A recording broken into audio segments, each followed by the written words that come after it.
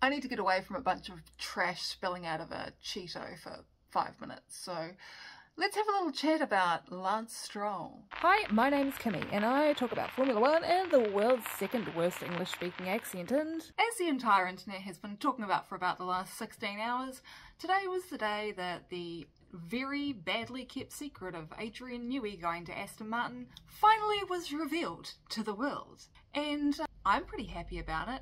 I know my other half is going to be very happy about it. Whether or not he's actually read the news yet, I actually don't know.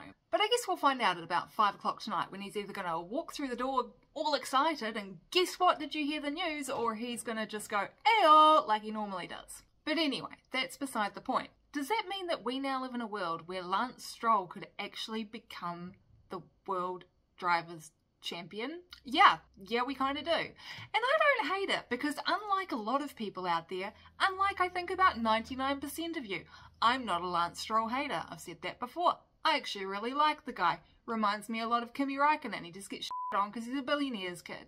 And, you know, it has had some personality defect moments, but I think every Formula One driver has some personality defect moments every now and then. I love Max Verstappen. Max has certainly had a lot of moments over its time, hasn't he? I also am a pretty big fan of Fernando Alonso, famous for being a trash talker over the radio, and sometimes pretty prickly in interviews. But, you know, we all just sit here and go, let's shit on Lance because, well, he's a billionaire's kid. And then a lot of people love to say some really ableist stuff in the comments, and that's always really fun to read. Irony.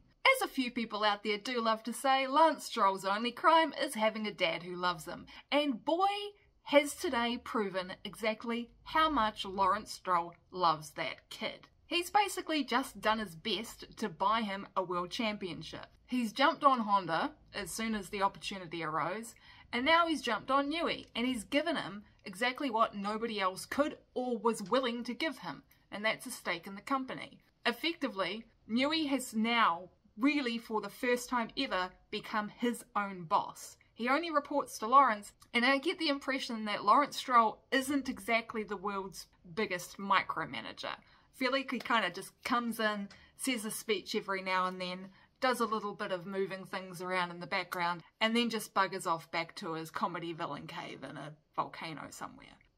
I know I make a lot of jokes about Lawrence Stroll being like a Bond villain. I actually don't think that of him. Every single time I've seen him in like candid interactions, if you see like people posting TikToks and stuff like that, he actually just seems like kind of a lovely old grandpa figure, which I think is very sweet. I feel like he's the kind of guy that you would actually really love to go out for a beer with. Back to the concept of Lance being a world drivers champion. Now, the internet really does love to kind of crap all over Lance Stroll's ability in the car. And no, he's not the best driver out there, but he's also not the worst. He is actually a pretty decently solid midfield driver. He's definitely no Charles Leclerc, he's no Lewis Hamilton, he's no Max Verstappen, he's no Fernando Alonso.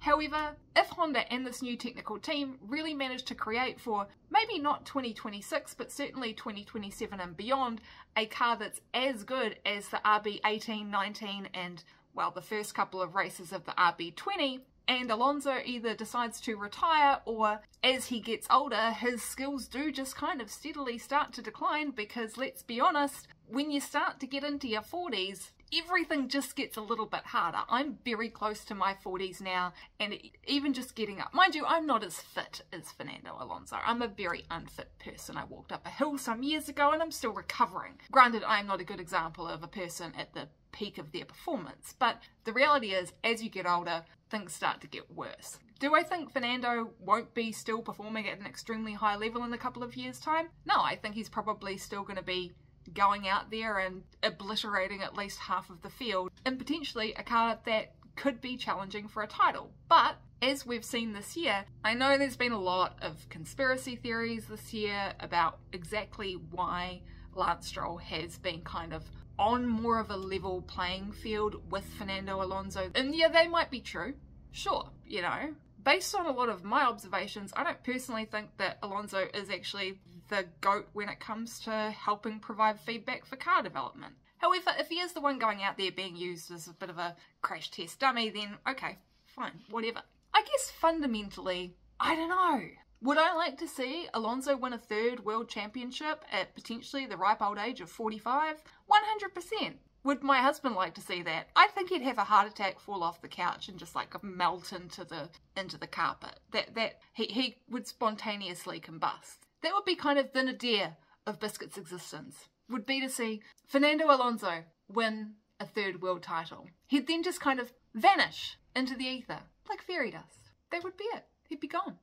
I don't know, I just feel like there's something really funny and kind of Schadenfreude-esque about the idea of a driver who's been so maligned over the entire course of his already very long career, potentially popping out a World Drivers' Championship in a couple of years. You guys are all going to hate this video and I'm going to get so many dislikes. In fact, I'm not even going to look at that ratio for this one. Just remember, if you do like my channel, make sure you subscribe. And please click, get notifications, because I know I always miss people's videos because I don't have the notifications turned on. Also, if you did like it, click the like button. Not because I'm going to be looking at how many likes this video has, but because it means that the YouTube algorithm thinks that people might actually want to watch the video and show it to other people. And the thing about Lance, right, is the vibe I get from him isn't that he's some kind of horrific see you next Tuesday. It's more, I just think he's really shy. Like, he's besties with Esteban Ocon, who also seems to be a very shy kind of person. I don't know, just these two guys who are just constantly being abused by fans and the media and having shade thrown at them by other drivers. They clearly decided to band together from a very young age. One of them because he was poor and the other one because everyone hated him because he was rich. I don't know, I just feel like that kind of shows some kind of inherent kindness in both of them. Because one of the hardest things in the world is to make friends with people you don't understand who come from a background that is completely different to yours. And that's exactly what those two guys did. So, yeah, that's it. I'm done. Lance Stroll World Champion 2027. I'm all for it.